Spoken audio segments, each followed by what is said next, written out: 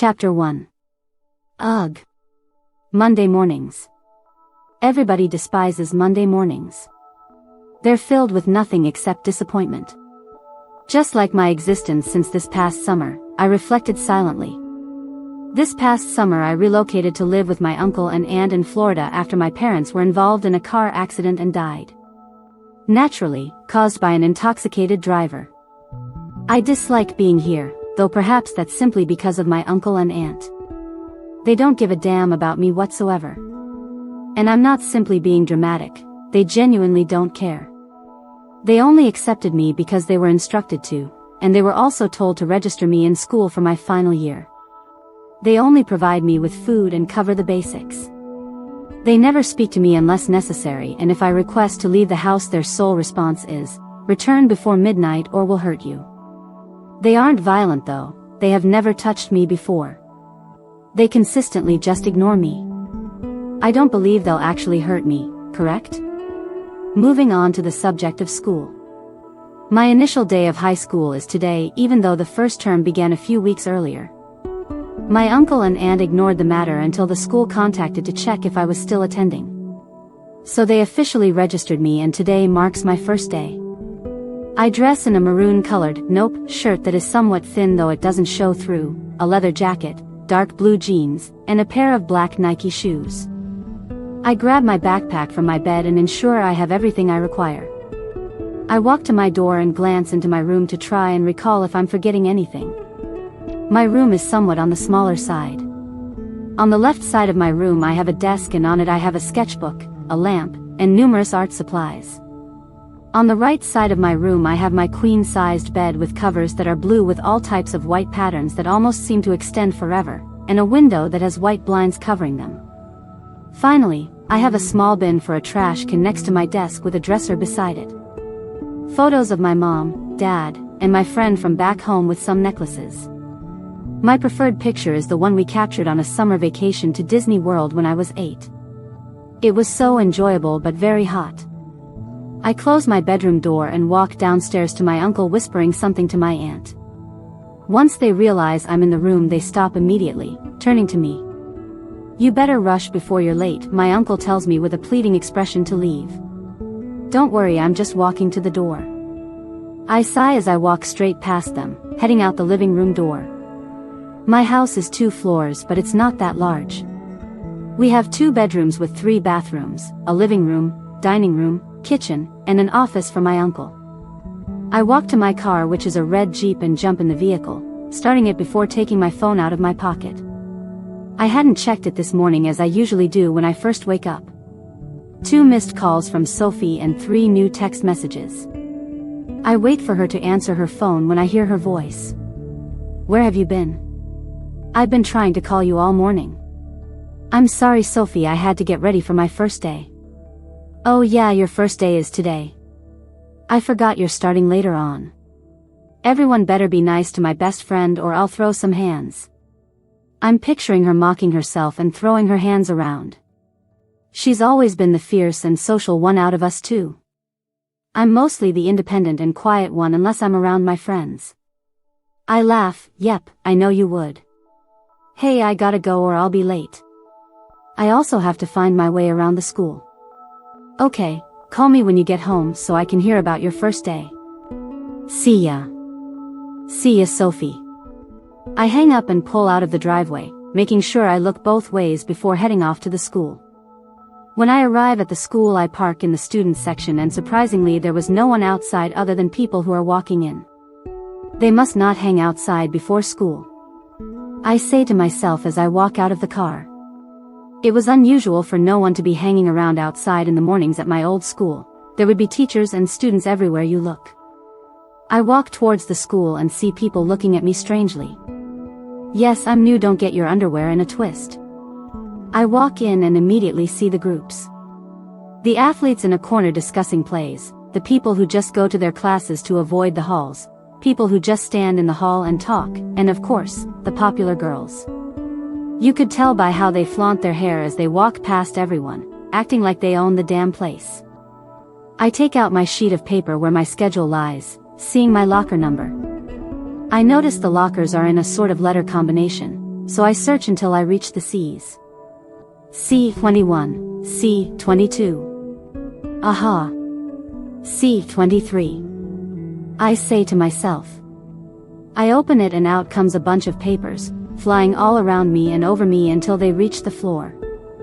I huff in annoyance as I start to clean out my locker, but I notice the queen bee staring at me right away as she passes by. Her two friends who follow her around laugh along with her and walk away from me. I take one of the pieces of papers and read it. It was a bunch of worksheets and papers from homework assignments. Taking a closer look, I notice the person who owned this locker graduated the year before.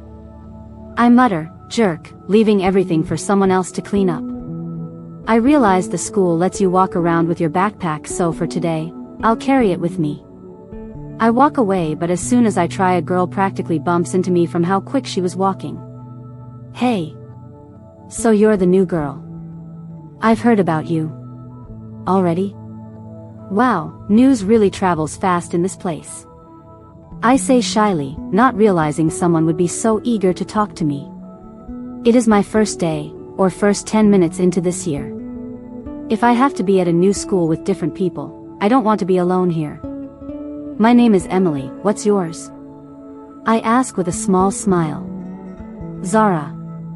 Would you like to be friends? She says enthusiastically. Of course.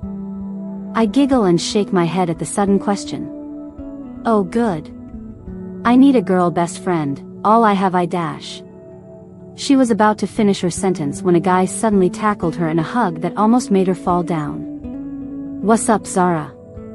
Having a good day dash.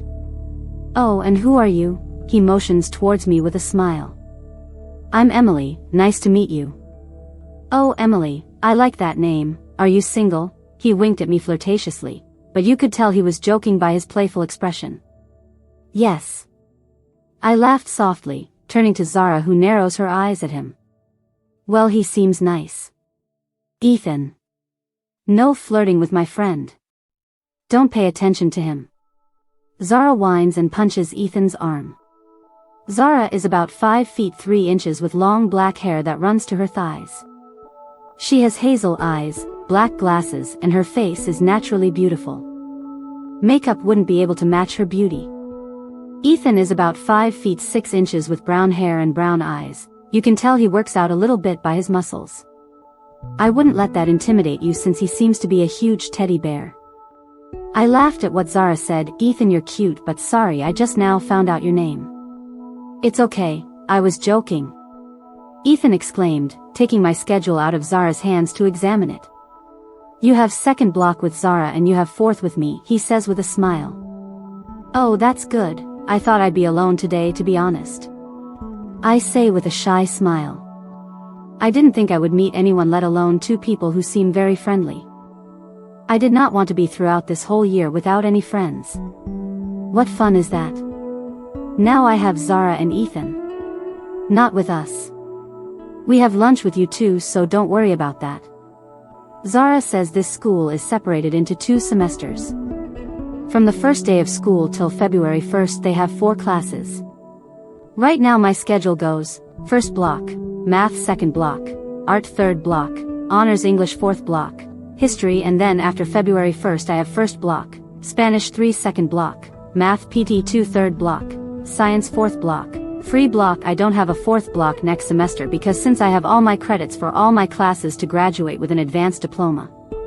With my Spanish classes, I don't have to have a fourth block. Just watch out for Brianna, she's a jerk. Zara rolls her eyes as she eyes Brianna in the corner of her eyes. Ethan looks confused until he spots what she is staring at and nods his head in agreement. Yeah, don't get on her bad side. I'm not looking for trouble in my last year in high school. So will do. The bell rings signaling to get to class, so they step away from me as I get handed back my schedule. Well, we'll see you later, Jess. Zara says, bye. Ethan says, and he waves at me and walks away. Great. I don't know where any of these classes are. I tried to find my first class, but there were no teachers to help me in the halls. What is going on with this school? Seriously, do none of the teachers here go in the halls? I whisper angrily to myself as I'm walking past doors. I notice there aren't any students in the hallways as I glance at the clock. The minute hand moves to the 12, signaling the start of school. With a ring of the late bell, I curse under my breath. Great, late on the first day. I walk around for another minute until I find the door that read, F11. I open the door and see a bunch of heads turn towards me. "Aw, Miss Meadows, see you weren't looking to be early on your first day," the teacher says, standing up from her seat to examine me. I felt as if I was a criminal under her gaze, making me shift in my spot. "Sorry," I mumbled. "Miss, please stand in front of the class and introduce yourself," my teacher said as she directed me where to stand. I walked to the front of the class, looking at all of my classmates in front of me. "Hello everyone. My name is Emily Carter and dash." I was interrupted when the door slammed open beside me and I saw the pair of eyes who caused it. Mate. Chapter 2. I looked into his eyes. They were gray with blue specks in it. I could stare into those eyes all day. Wait, what? Oh, look who's finally shown up as well. "Mr. Knight, take your seat please." He acted like he didn't hear her and kept staring at me. I didn't mind. I stared back at his eyes. They held a look of admiration. "Liam. Snap out of it," someone from the class whispered. Probably one of his friends. He looked away from me to only growl. Wait, growl? Did he really just? "Since you have just arrived, you can go ahead and sit next to Mr. Knight in the back." The teacher points to where he sits and gestures me to sit down. Liam took his last glance at me before taking a seat in the back. "Miss Meadows, I'm Mrs. Fields."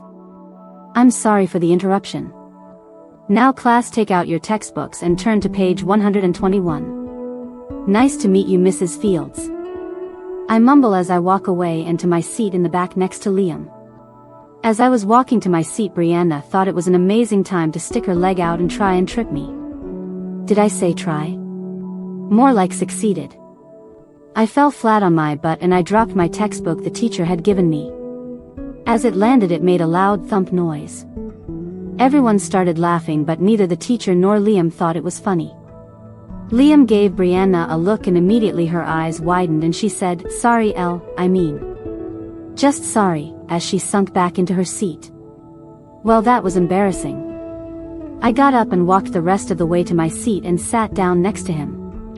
"So what's your name?" he said with a smile.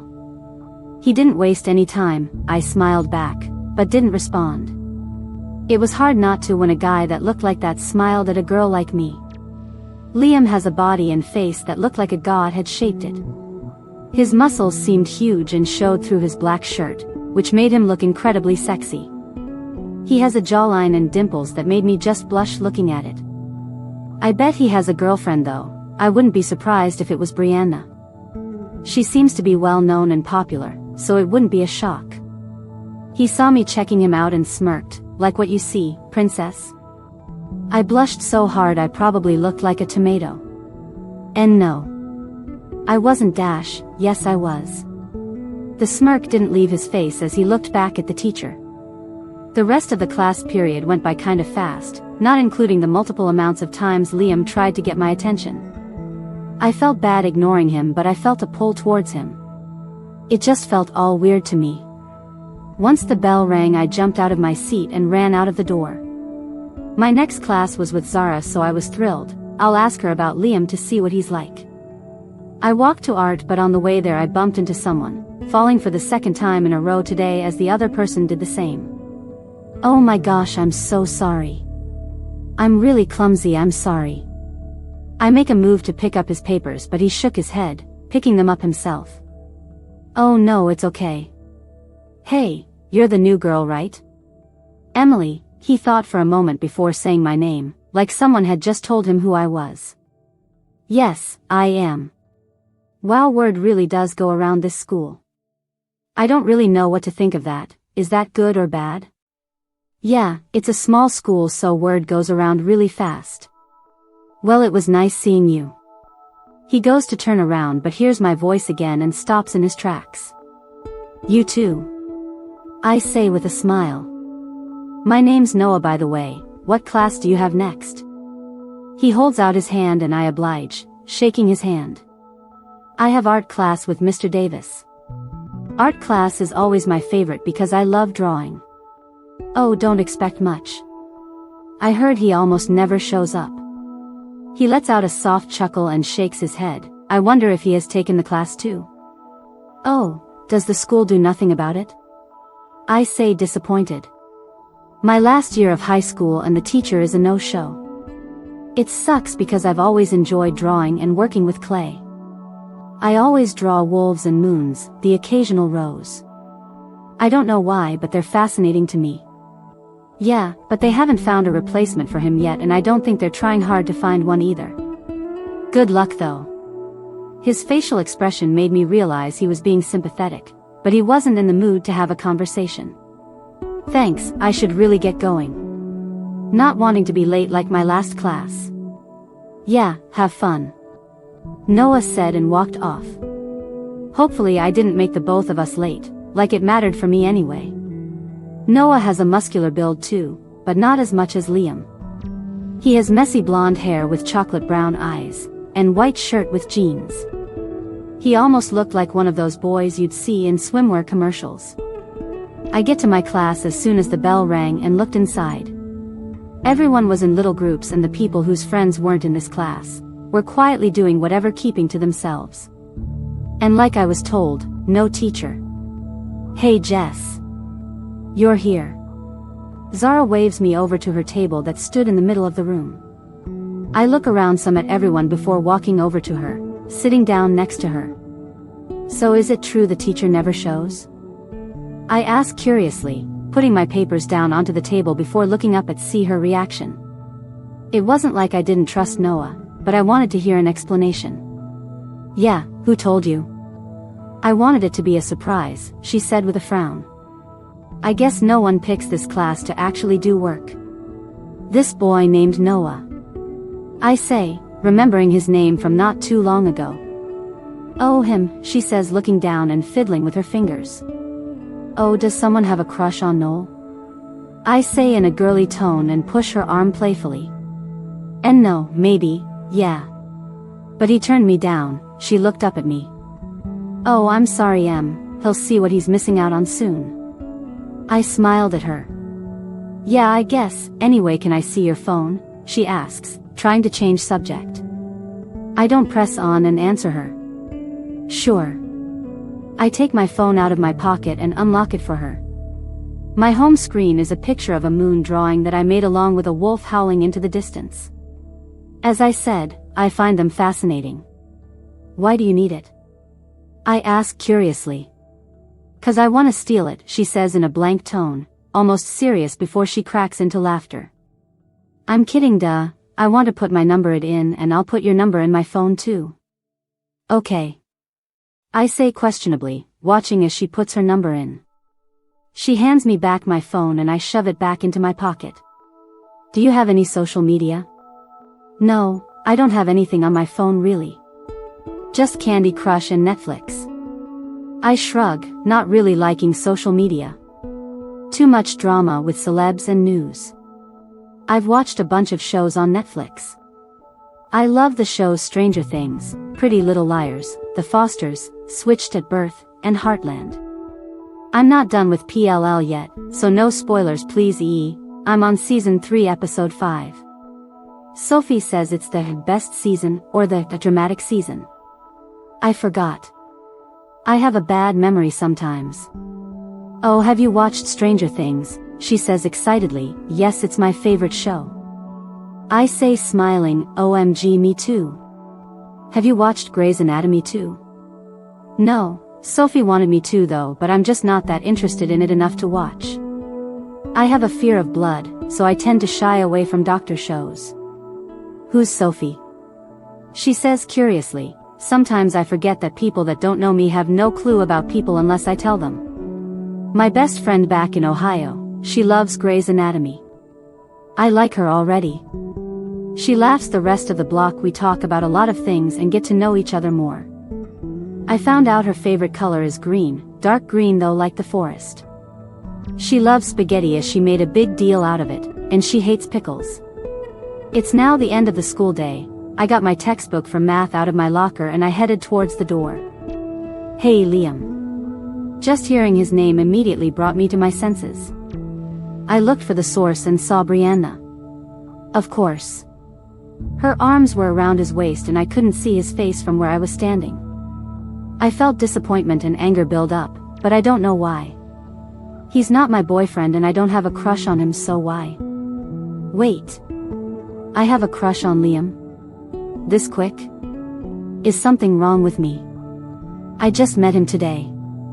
I quickly walked away from where I was and left school. Before I got into my car, Noah was there walking behind me to get to his car. He sees me and runs up to me with a concerned expression. Hey Emily. Noah? What's up? I try and cover up my disappointment, but I notice I've failed when he frowns. Are you okay? You looked upset when you were going out the door, he asked worriedly. Yeah, I'm okay. I shrug and look down at the concrete below my feet, shuffling them slightly. I'll be okay. Wanting to see what would happen next, subscribe to this channel to get to listen to more of our upcoming exciting stories. Click on the subscribe button now. Thank you. Chapter 3. When I got home I started on the math homework.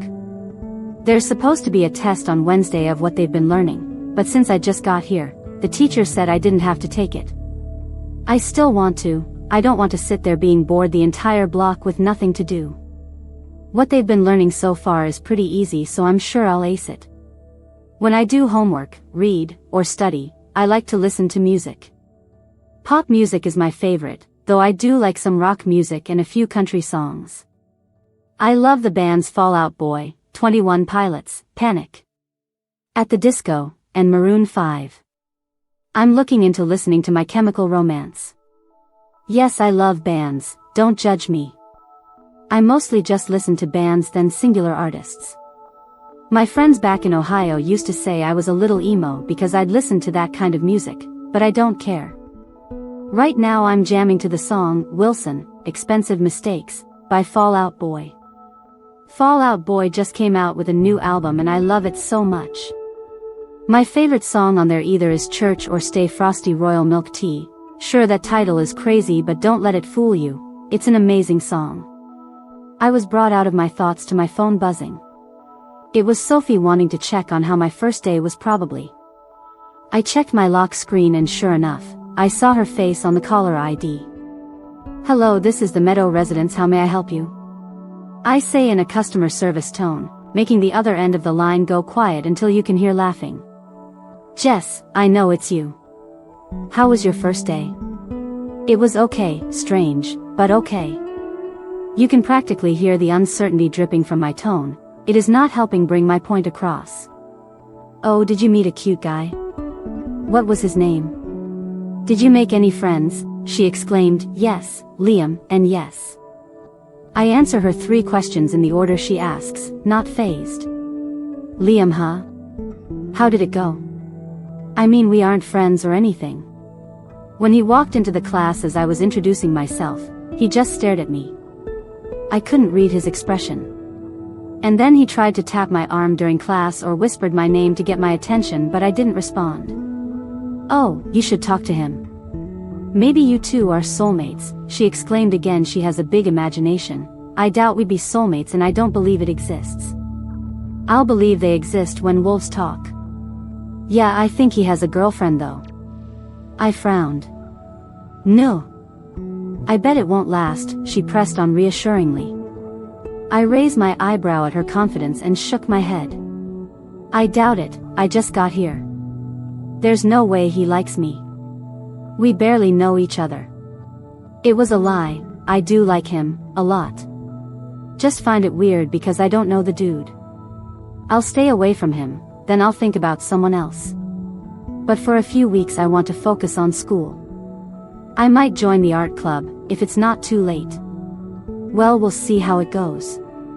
Anyway, I gotta cook dinner, it's my turn tonight. I'll call you some other time. Okay, see ya. I hang up and finish my homework. When I finished, I laid on my bed and took a nap. I woke up to my aunt yelling, "Hey Emily! Dinner's ready." "Okay." I yell back and head downstairs. I walk downstairs and glance at some of the photos in the halls. There's this one photo of my mom and dad on their wedding day. My mom was laughing and my dad was carrying her bridal style. They looked so happy. I walk downstairs and see my aunt sitting on the couch watching TV and my uncle sitting at the dining room table. They always ate in separate rooms, claiming that they want alone time. About dinner, "I want you to get it for me," my uncle says, shuffling some of his work papers. He notices my discomfort and looks up at me slowly. I sighed, "Busy again?"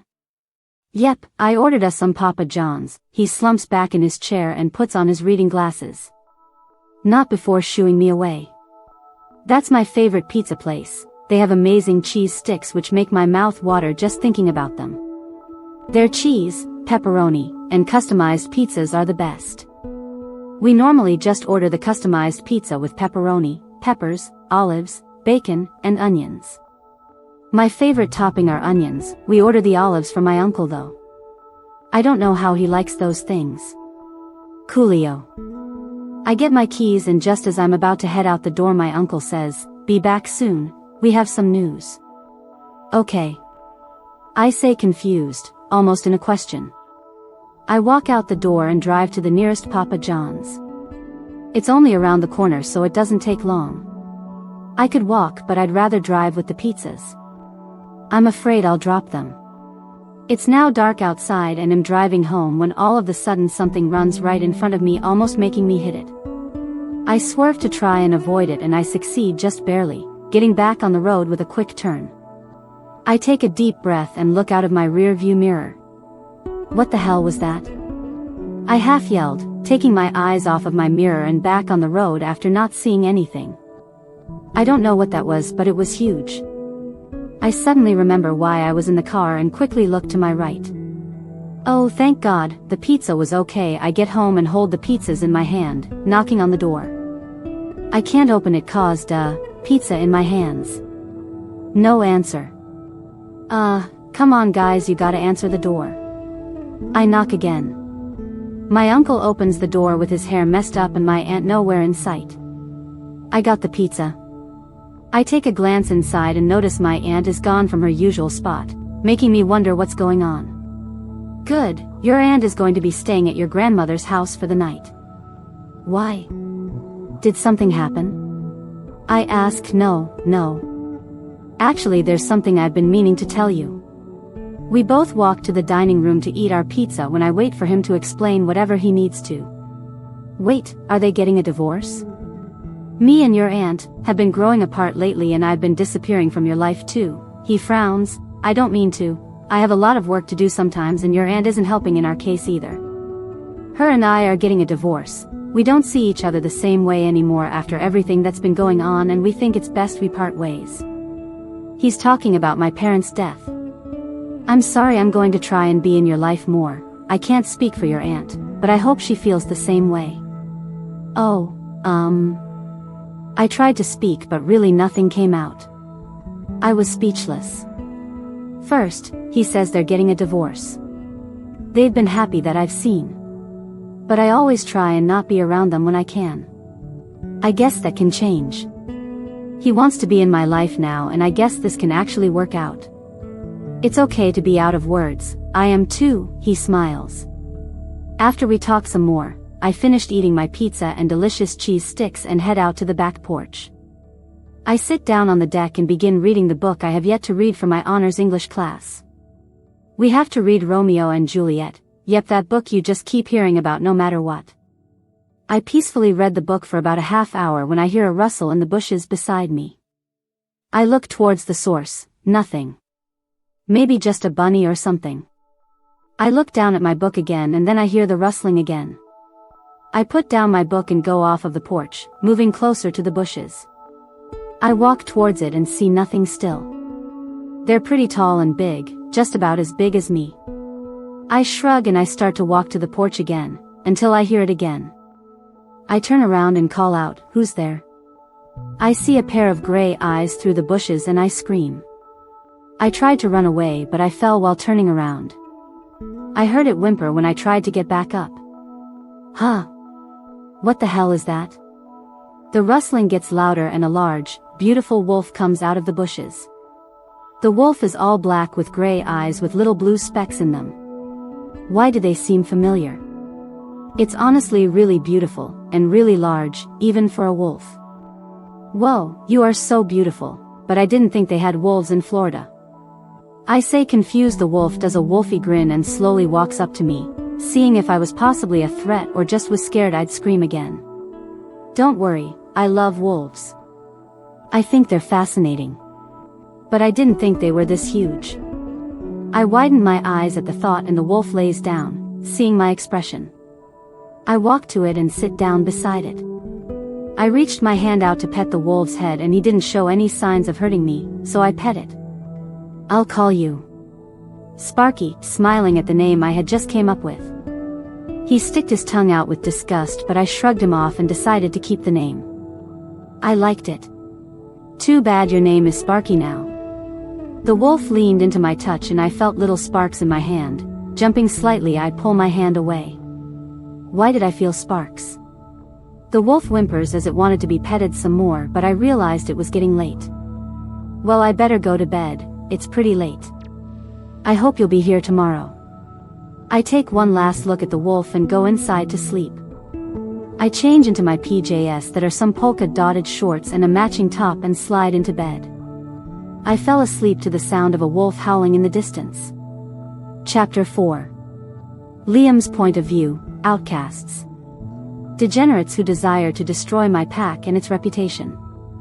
I wasn't appointed alpha in my pack without reason, I worked for it. My father perished from an outcast assault when I was 14, so I assumed the role as alpha as soon as I reached 18. Before I reached 18, my mother had to occupy the alpha role and the Lunas as well.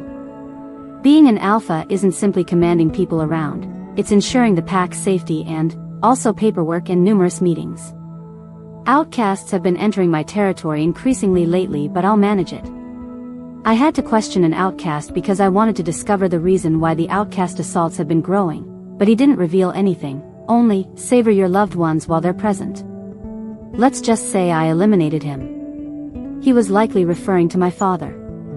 Stupid damn worthless piece of dash. Liam. My mother shouted, looking at me. Are you alright? You have blood on you. I'm fine, Mom, I have to get ready for school. Okay, just clean up before you leave, you're late. Excellent, the second time this week.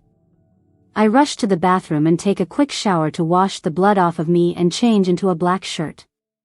I grab my mathematics textbook off of the table in my room and shove it into my bag and run out the door.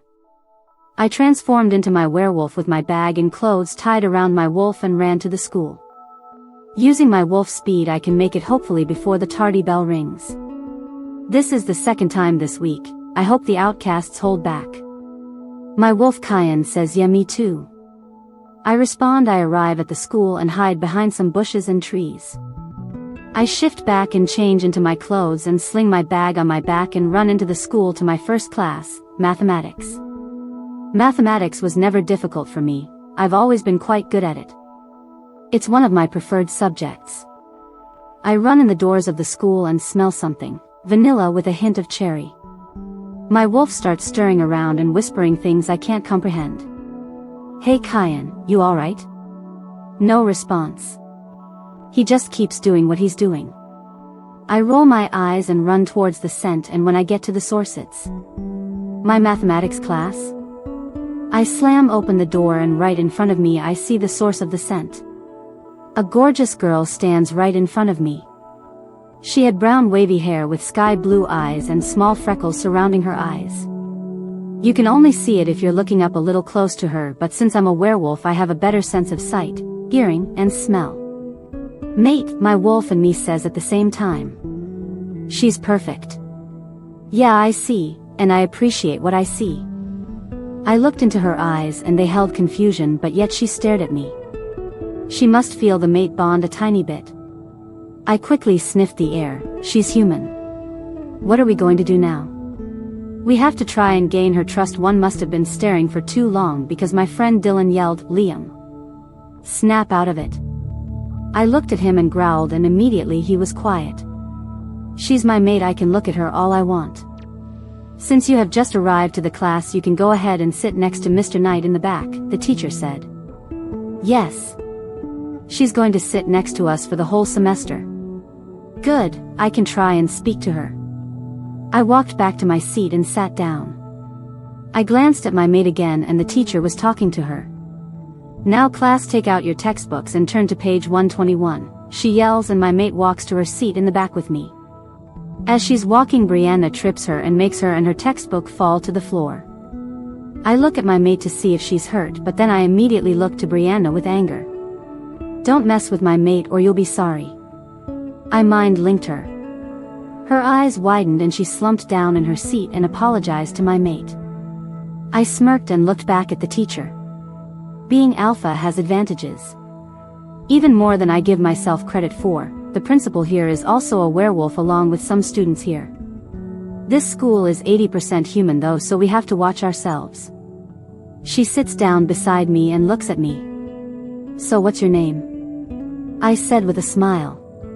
She didn't say anything and smiled back. Gosh, her smile is flawless. She'll be a great Luna, I can just tell.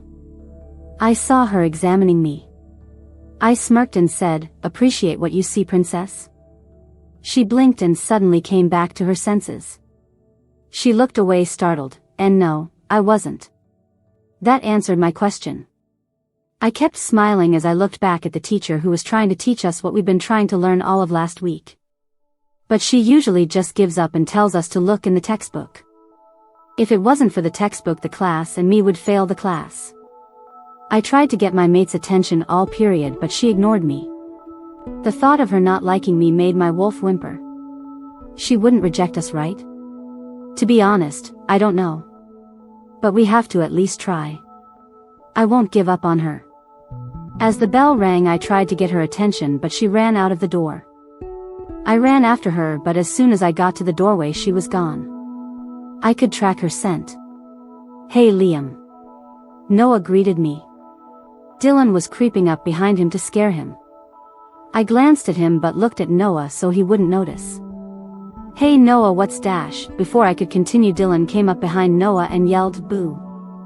Noah jumped and almost dropped his mathematics textbook. I started laughing. "You idiots." I rolled my eyes. Noah is my beta and right now he looks very startled. Dylan was on the floor laughing his rear off. "Get up, will you? You're in the middle of the hall," I said. Dylan stood up, wiping imaginary tears from his eyes. That was priceless. "Whatever, you didn't even scare me." Noah defended himself.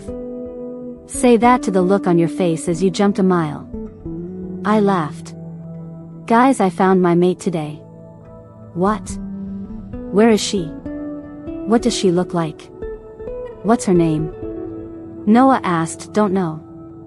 All I know is she looks perfect and has the most beautiful smile." "Yeah, he's smitten already." Noah says, "Oh, was it the new girl you stared at in front of the class? Her name's Emily. You missed her introduction to the class and kind of ruined it." Dylan said. "Oh. That's what was happening. Her name's Emily. Even her name is perfect.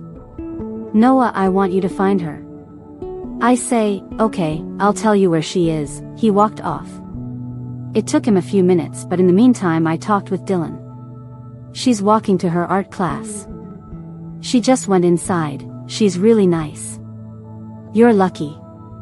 He mind-linked me. "Thanks. I'll try and catch her later." I knew my mate was safe, so I went to my second class. Spanish 3. I'm trying to learn different languages since I'm an alpha. The whole day I couldn't stop thinking about her. I almost skipped Spanish to try and find her art class to pay a visit. There's no teacher anyway. When I went to my locker to get my bag, Brianna came up to me. "This woman doesn't get a hint, does she?" "Hey Liam," she walked to me and smiled. "Brianna, I don't have time for this." I rolled my eyes at her. She's a pain in the rear. What? Because of that new girl? I saw the way you looked at your mate. She emphasized the word mate with disgust. Don't talk about your Luna that way. I growled. No one will display ignorance towards my mate. If someone dares to even lay a hand on her, I will eliminate them.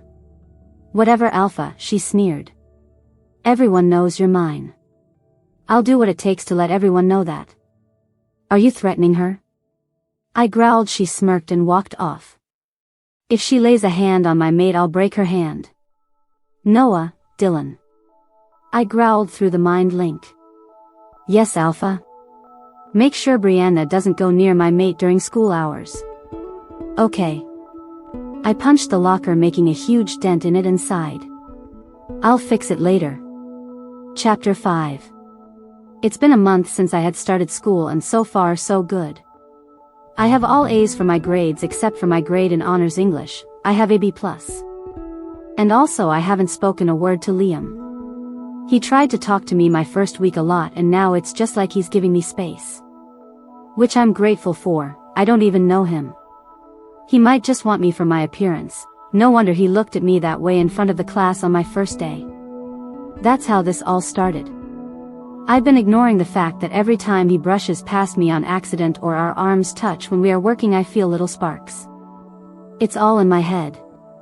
I'm trying to convince myself of that, but it's like he feels it too. He smiles at me when he thinks I'm not looking. It's just all too strange for me. Does he have a crush on me? Maybe I should at least be friends with the guy. I feel bad. As for Noah and Zara, we have become really close. Zara and me more so. We text every day just like me and Sophie. No one could replace Sophie though. Zara knows about my little crush on Liam and everything that's happened so far, and she wishes we'd talk more. It's the week of Halloween. Halloween is on Friday and today's Monday. Noah is having a Halloween party at his place Halloween night, so I'll be there along with Zara. It'll be nice to be out of the house. Parties aren't really my thing though, but with Zara it'll be nice. I thought about what costume I'd wear. Zara says she has a few attractive costume ideas in mind, and I guess I'll be willing to try them out. I'm texting Zara right now about it. How about a police officer costume? Me, how is that attractive? You'll see, I think it's perfect. Send a photo. Me, I don't know. It's perfect, you're gonna love it. Please see, at least try it on Friday. Me, okay fine, I'll try it. Yay. I'll see ya at school, Jess. Me, see ya. I took my phone off of the charger and went downstairs to find something to eat for breakfast. Normally I don't eat breakfast, but since I have a test in mathematics today again, I'll get a banana or Pop-Tart to go. I go downstairs and I see my uncle hunched over the kitchen counter. His clothing looked messy and so did his hair, and I smelt something but I couldn't put my finger on it. Hey Uncle Richard, you okay? I ask, walking up to him slowly. He didn't hear me, so I walk up behind him and put a hand on his shoulder. Hey, he turns around to look at me with an angry face, and I suddenly know what smell I was smelling. He was intoxicated. I back away from him, seeing he was angry. I eyed the bottle in his hand and saw it was empty. He must have been up all night thinking about my aunt. He misses her so much, and he's had nightmares all week about her and couldn't sleep much anymore. I guess he chose to drink his feelings away. Oh no, not you too. I can't lose you too. I broke into tears. His face got more angry and threw the bottle at me, aiming at my head. I dodged it and watched it hit the wall behind me. My eyes widened in horror as he started walking fast towards me. I screamed as he pulled me by my hair and yanked it as he pushed me down to the floor. You did this. You're the reason I'm like this and why they're gone. They're all gone 'cause of Emily Carter. I cried even more as he pulled me up off of the floor by my arm, and I'm pretty sure there would be bruises there now. He held his face close to mine. You're gonna be late, niece. My parents died in a car crash driving to their work after dropped me off at school, since I didn't like the bus much. When I started 6th grade I said they didn't have to drop me off anymore, but they still insisted. My parents only had one car but didn't mind it since they both worked at the same place. I never blamed myself for their accident. Is he right? I'm sorry. I sobbed out. Go away, you worthless human. I got up from the floor and retrieved my bag that flew off me when I was thrown to the floor. When I heard my uncle went into the kitchen to do whatever he pleased, I went back to my room and changed my outfit. I was wearing a white shirt that now had drink all over it when he tried to hit me with the bottle, and a tiny bit was still in there. And from where he pulled my arm there was also a new hole in this shirt. I just put my hair into a simple braid, black shirt, jeans, and my Nikes. And so no one saw the now bruises on my arm that have perfectly formed in a shape of finger marks. I have on a black hoodie. I'm not telling anyone because I don't know what'll happen, and this might just be a one-time thing. I'll come home and he'll apologize and be sobered up and everything will be okay again. I went to school, and once I got through the doors I wanted to start crying. I ran into the bathroom hoping no one saw me. I got into one of the stalls and tried so hard not to cry. When I cry my face gets all red and it stays that way for about an hour until it goes away completely. Pretty ugly if you ask me. I wipe the tears starting to form and try and think happy thoughts. Happy thoughts, happy thoughts, happy thoughts. The door slams open and I hear a voice call out into the bathroom, Emily? Where are you? I know who it is. Mr. It himself, in the girls' restroom. After I don't respond he says, come on, I know you're in here. I might as well show myself. I get up from sitting down and open my stall door to him looking at me. Why are you in the girls' restroom? I ask quietly. Doesn't matter, are you okay? You ran in here looking like you were gonna cry, he said softly. I'm fine, don't worry about it. I sniffed, didn't help my case. I know you're not, your face is kind of red. Damn it. Just family issues. I say, hoping he'd just leave me alone. But he didn't. Wanna skip first period, is what he responds with. Excuse me? I say, looking up at him. I get lost in his eyes for a second until he responds. I know the principal, it'll be okay. I know you want a friend right now. Everything hit me with realization of what had happened this morning. My uncle hurt me. For the first time. What if he doesn't get better? I can't go back home, I can't do it. What if he's still intoxicated? I didn't realize I was hyperventilating until I slumped into the wall and hugged my legs. Hey Emily, it'll be okay, I promise. Just please, you gotta breathe for me. I couldn't breathe, I tried and tried, but I just kept thinking about everything. Liam walked up to me and crouched beside me. He then wrapped his arms around me, protecting me from whatever would harm me. I leaned on his chest and felt familiar sparks when we touched.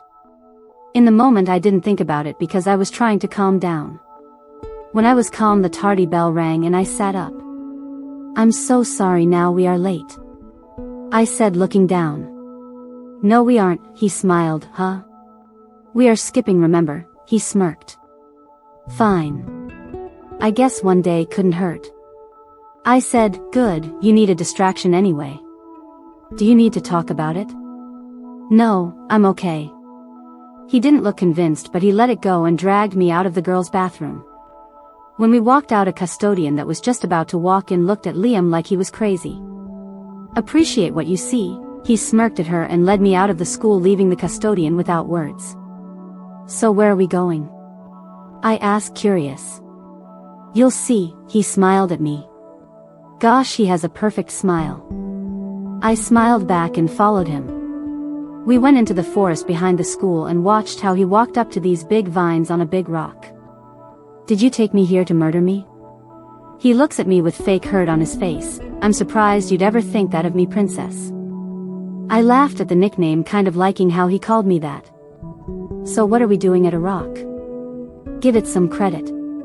He pulled the vines to the side and it wasn't a big rock, it was a pathway to someplace. It's got more to it than it seems, he winked at me. I walked through and saw a huge waterfall with a few rocks sitting in the water around it and on the land beside the calmer water of the waterfall. My mouth was wide open in awe at it. It was so beautiful, I've never seen a waterfall up close before. If you keep your mouth open any longer, flies will get in it. Liam said, ruining the moment. Apologize. I said with a straight face. What? You heard me. For what? He said, puzzled. For ruining my moment with this here waterfall. I motioned towards it. Oh. He looks at the waterfall and back at me with a straight face and says, I'm sorry for nothing, and bursted out laughing. I'm sorry for even acting sorry. So I lied a second ago. I narrowed my eyes at him and went to sit in front of the waterfall on one of the big rocks. This'll be a good day, I can feel it. I ran my hand through the water, sensing Liam was behind me. I heard him mutter something under his breath. The waterfall is beautiful, but not as beautiful as you. Wanting to see what would happen next, subscribe to this channel to get to listen to more of our upcoming exciting stories. Click on the subscribe button now. Thank you. Chapter 6. The sound of the waterfall in front of me was really peaceful. I ran my hand through the water as I heard Liam come and sit down beside me on the rock. Why are you doing this? I found myself asking. Doing what? He said with a puzzled look at this. I motioned towards the waterfall and me. You took me here.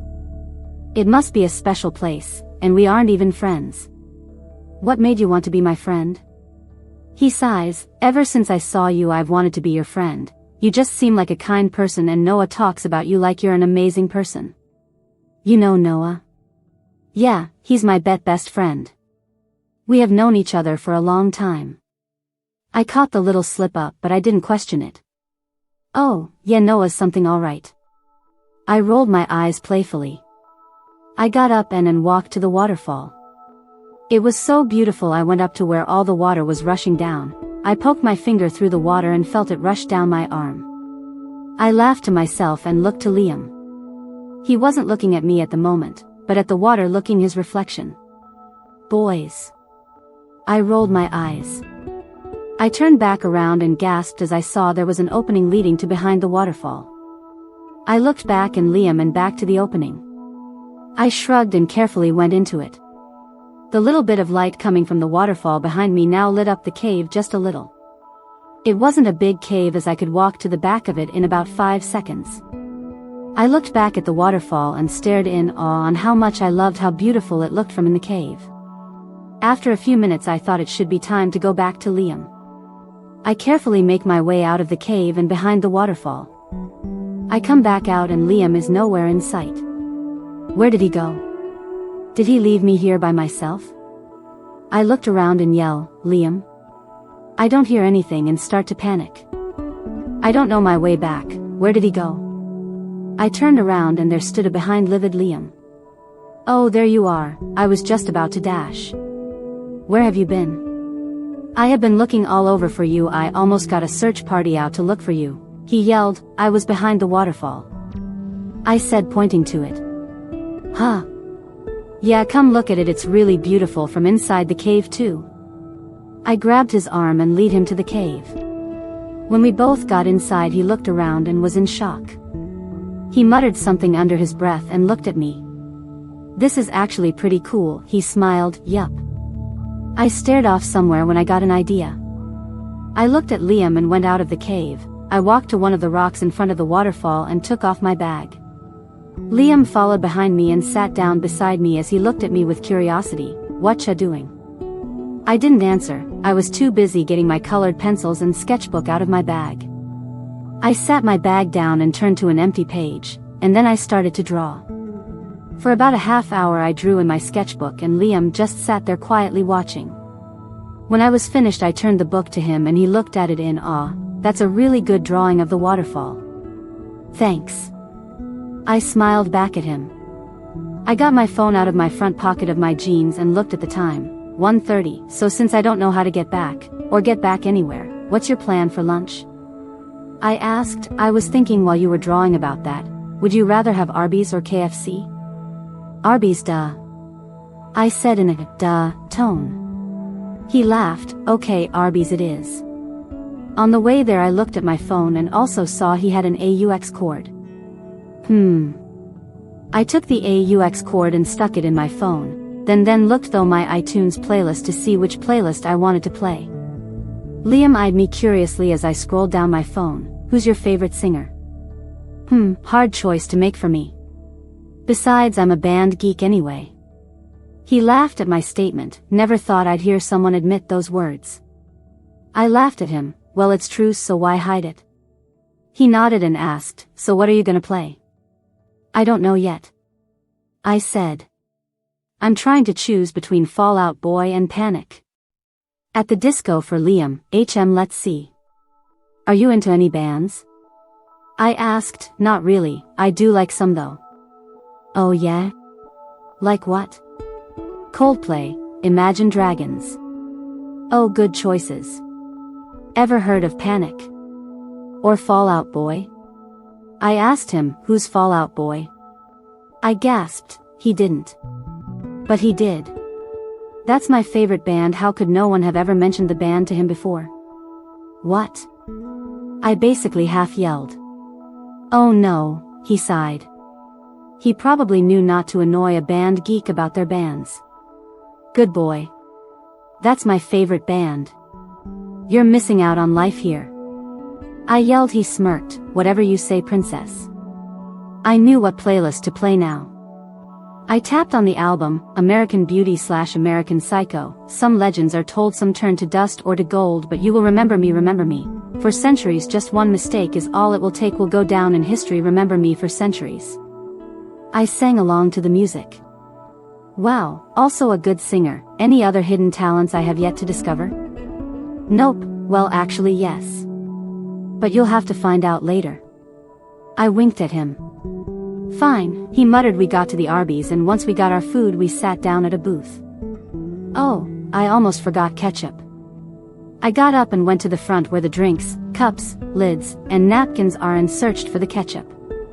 Excuse me. A guy about a few years older than me came up to me. He worked there since he had their uniform on. Anything I could help you with? Oh, I just needed some ketchup. I smiled politely. Come up to the front. He motioned me to the front. I went up to the counter and he went into the back and disappeared.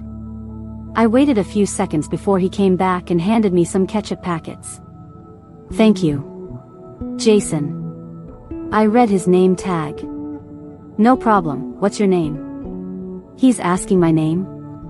Well, I mean, he might just be trying to be polite, but he just seems too polite. Something isn't right. I'm being too anxious. There's nothing to worry about. Emily. Lovely name. Wanna come back at 6 after my shift is done and get something to eat? Welp. No thanks, but it was nice dash. I was cut off by a very annoyed Liam. Nice meeting you, but she already has a boyfriend. Thanks for helping her. He smiled a fake smile and dragged me back to our seat. I felt the familiar tingles shoot through my arms and fingers as he did it. There's those tingles and shocks again. What was that? I was handling it fine, I said, aggravated. Yeah, I know you were, but I don't trust him. Do you know him? I asked. Something like that. He huffed. Okay. I shoved curly fries in my mouth and moaned at the taste. I love their curly fries. I heard him growl lowly. What's up with him and the growling? His eyes were turning black, but I didn't notice up until I looked up at him. Are you going to eat? Yeah, sure. His eyes went to his normal blue color. Do you want to play 20 questions? He asked. What's that? It's where I ask 20 questions about you. I want to get to know you better. Also, you can ask 20 questions about me too. Yeah, sure. I mimicked him. He rolled his eyes playfully and started asking his questions. They were mostly questions about how was my life growing up and what my favorite things were. We had 2 questions left, but I had to go to the bathroom. I walked into the bathroom and did my thing, and then I washed my hands. But before I went out, I texted Zara because she has been texting me asking where I have been all day. I put my phone in my jeans pocket and turned to walk out of the door. I was greeted with a livid-looking Jason. Wait, what's Jason doing in here? What's up with guys going into girls' restrooms? It's called a girls' restroom for a reason, people. Emily, hello again. He smiled through his angry look. Hello. This is the girls' restroom, you know. I said, unaffected. Yes, I know. But your boyfriend ruined our little moment earlier. He did hand quotes when saying boyfriend and rolled his eyes. I couldn't call it a moment. Now can you move? I gotta go back. It was my turn to roll my eyes at him. Not so fast, I got to do what I came in here to do. He walked up to me. I'll pass. I said, trying to walk past him. He grabbed my arm and my injured arm from this morning and put them behind my back and pushed me against the wall. You're not going anywhere, he smiled sickly. Chapter 7. Please release me, I exhaled. My limbs still ached from this morning when my guardian injured my arm, and he's making it throb worse. He noticed the marks on my wrists, and a trace of bewilderment colored his gaze. He rolled my sleeve upward and discovered the bruises. He sneered, encountered some difficulty earlier, didn't you? That's not your concern, I retorted at him, it's truly not his business. If he wished to have a conversation he could release me, wait, scratch that. If he released me I'd flee. I hadn't had much opportunity to examine his gaze much, but they're becoming a crimson shade. I didn't believe eyes could become red. My eyes become gray when I'm melancholy and have traces of green when I'm thrilled or truly joyful. I observe. He begins stating something, but I interrupt him. Your eyes are becoming red. I squint my eyes, peering into them. He blinks his eyes and his expression became furious. Never heard of eyes that alter colors. He spoke like I was too. I have, just eyes don't become red, I state as if I was questioning him. That's sufficient, I'm here to have a conversation with you. He grins, yeah, alright, what's the situation? I roll my eyes. He kicked me in my abdomen. Don't speak to me like that. There will be repercussions if you misbehave. I attempted holding my stomach and he just held my hands behind my back. Now I have to transport you somewhere. Don't make this any more difficult. Transport me to where? He grinned wickedly, to the pack. You see here? He gestured towards his eyes, to the pack. What does your eye shade have to do with this? I'm not ordinary, you see, and so is your little boyfriend, or should I say Ma. He was interrupted by the door crashing to the ground. There at the entrance stood a very furious Liam. Release her, he stated in a voice that could make a grown man wet his pants. I felt kind of an authority to it. He wasn't joking around. Whatever you say, Alpha Knight. Jason released me and I fell. Of course my legs failed me. Liam took Jason by his collar and stormed out of the restroom, not before giving me a glance. Liam! I yelled, running after him. What's happening? I looked into the restaurant and saw no one there. They must have departed. Where would they go? Think, Emily, think. The woods. I run out of the entrance and into the parking area. I look both directions and run towards the forest that's nearby. I look around searching for clues of where they went. Liam. I call out. No response. I sigh and walk deeper into the woods. I wish I could have just seen where they went. What is Liam gonna do to him? I had so many inquiries right now, but I need to locate him first. I heard rustling in the bushes and I looked in that direction, but I saw nothing. Okay, last time this occurred it wasn't just nothing. Who's there? I say in sort of a whisper. A wolf emerges from the bushes and I heard myself gasp. It was a dirty brown shade with red eyes that held determination, and the wolf's mouth was snarled and it started growling. Great, not this too, please don't harm me.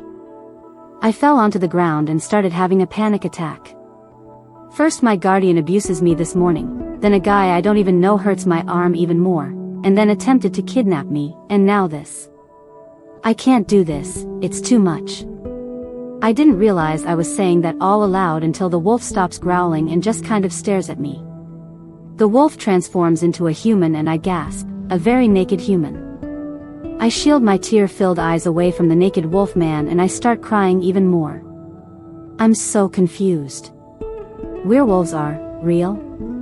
Don't worry, I'm not going to harm you, the man says, attempting to touch my arm. And no, don't touch me. Who are you? I managed to say through my sobs and heavy breathing. I'm the rogue prince. I'm guessing you didn't know werewolves were real, since you're acting like this, he motioned to my state. Yeah, I always thought they were just fairy tales. I'm sorry, just a lot has occurred today. I've been hearing terms like alpha and rogue and just a lot of growling and I'm so confused.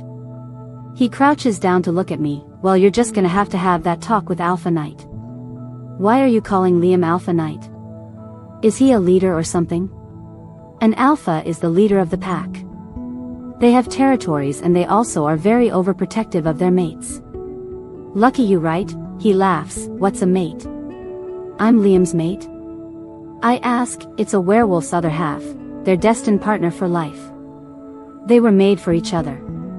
That's why Liam has been acting this way towards me. That's why I feel sparks when I touch him. I shout. Yeah, he rolled his eyes. Anyway, I need you to come with me, he smiled wickedly. Wait, what's a rogue? I carefully said. All of a sudden I hear a voice say behind me, a rogue is a werewolf that has abandoned its pack or was exiled out of the pack. A wolf you cannot trust. Ever. I turn around and see an angry Liam. He had blood stains on his shirt and scratches on his arm. I gasped at the sight. They look bad. Liam. I run towards him, I hug him tightly and feel little tingles shoot throughout my body. Hey princess. I felt him smile on my shoulder. Not to ruin this moment, well actually, I don't care. But this one, the werewolf prince grabs and pulls me roughly away from Liam, comes with me. No way I'm leaving Liam. Not after I found out everything about him. I scream and this makes Liam growl loudly, release her. Shall we fight to see who gets the lady? The werewolf prince asks with a smirk. Deal. Chapter 8. I watched intensely as the prince of the rogues and Liam fought. I hope that Liam wins. I do not want to go with a stranger somewhere I don't even know. Maybe I should run off. Well, that's a bad idea. I don't want to leave Liam and their werewolves, they'll find me eventually. They both had shifted into their wolves and are constantly nipping and clawing at each other.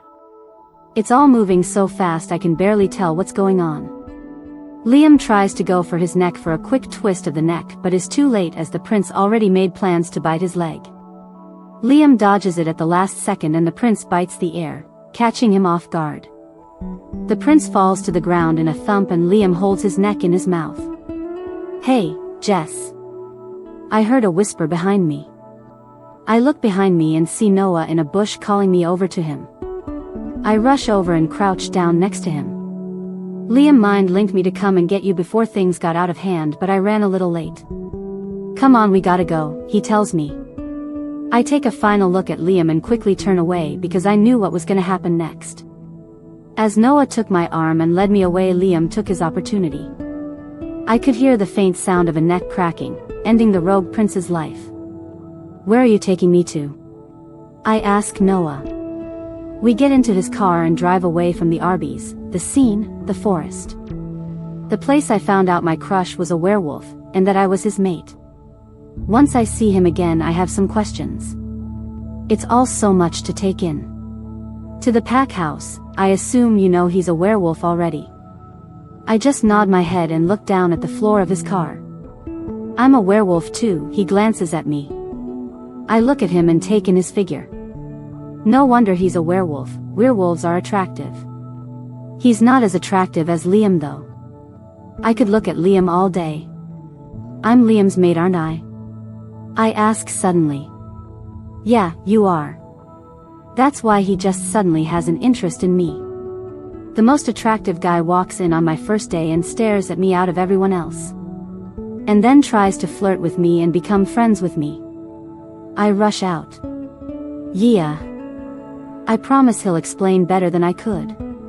You can stay at the pack house if you want for a little while. I would, but it would be kind of weird. I shrug. I just found out I had met my soulmate and that my life was going to be completely different now that I know. Yeah, I guess. What time is it? He asks. He can't look at his phone since he's driving. I take out my phone and look at the time. It's 4:59. My eyes almost popped out of my head. I had to get back to the school and get my Jeep. I got to go home. But do I have to? He is there and I don't feel safe anymore. Oh wow, and by the way, we are almost at the pack house. Okay. The rest of the ride was spent on him talking about how his day at school went. He told me I'd have to watch out for Zara when I get back 'cause she's mad I left her. Oh geez, no one messes with her. Brianna apparently spilled water on her pants at lunch so it looked like she peed herself. I wish I could have seen that. She probably is just glad Liam wasn't there to see it. We get to the pack house and I gasp. It's huge. It's also away from any other houses because they want to shift whenever they want here without worrying about humans seeing them. Then it'd be all over Instagram, Facebook, Snapchat, the news. Everyone freaking out over a werewolf. So you seem cool with the fact he's an alpha and that we are werewolves. Noah says confused. Yeah, why say it like that? My turn to be confused. We walk inside and it's way bigger than it looks from outside. We have the living room to the left with 3 couches near the flat screen TV. To the right there's the huge dining room with a chandelier. I've always loved those. When you go into the dining room there's a door leading to the backyard which has a pool and a barbecue area with chairs and tables. A bunch of people must live here. Where is everyone then? Where is everyone? I ask. Liam gave them orders to not go into the main rooms because you're here. He didn't want to scare you away. Trust me, if I wanted to run I would have done it when they both shifted into werewolves back at the forest. I laugh. He laughed and said, to answer your question, I just didn't think you'd be okay with the fact we aren't human. You'd be scared we would hurt you. Are you kidding? We both sat down at one of the couches in the living room. I love wolves. I've drawn millions of them. I say while getting my backpack off of my back. I get my sketchbook from my book bag and hand it to him. But then quickly take it back. He questionably looks at me and I say, sorry, there are some private drawings and journal entries in there. I'll just turn to some drawings you can see. He nods his head and right as I'm about to show him a page Liam comes through the door. I quickly hide the sketchbook in my book bag, making Noah frown. Liam. I yell and run up to him. Princess. He smiles and opens his arms for me to run into. I hug him tightly and feel his arms go around me and his head in my neck. I feel really comfortable right now. He pulls away and examines me. Are you okay? Did he hurt you in any way, shape, or form? No. I laugh at his behavior. I really should be going though, Liam. My uncle's probably wondering where I am. You live with your uncle? Where are your parents? A curious little boy, about 6, walks in the room. Dead. I look at the floor for a second sadly and then look back at Liam, who is currently glaring daggers at the innocent child. Oh, I'm sorry, miss. He sadly looks at me with his sweet brown eyes. It's okay. I smile genuinely at him. Okay, he instantly perks up and skips away. I laugh and look back at Liam, who is already looking at me. Can we go? I ask where? To get my Jeep and to go back to my house. I say slowly. I'm late. Oh. Yeah, right, sorry. We get into the car and drive off to my house. I give him the address and he puts it in his car's GPS and it tells him where to go. According to it, it'll take us 5 minutes to get there. So I guess I have explaining to do, he sighs, yeah. Is all I say. What do you want to know? Why you kept all this from me? It came out as more of a question. Because you just moved here and I didn't want to be the kid who on the first day of your arrival, flirts with you and says, hey, I'm a werewolf and you're my soulmate. Yeah, that makes sense. I go into thought, so if you're an alpha, that means I'm what? A Luna. You run alongside me in a pack. You'll be a great one. How do you know that? I question. Don't question my knowledge of everything, he laughs. The rest of the ride he talks more about werewolf stuff and how an alpha and a Luna is and works. He also went over the mating process. We are here, he parked in my driveway. While we had all of those conversations we went to the school and got my Jeep. Then he insisted he'd drive me to my house saying someone can go get his car at the school and he'll run back. Today was very interesting. I said very. Also, I put my number in your phone. You need a password by the way if you don't want it to be that easy for someone to get in it. What? How? Never mind, I gotta go. See ya. I rush out and run out of the car. See ya, princess. Text me, he says, jogging off into the street. I walk up to the front door and unlock it with my key I use when I usually get home.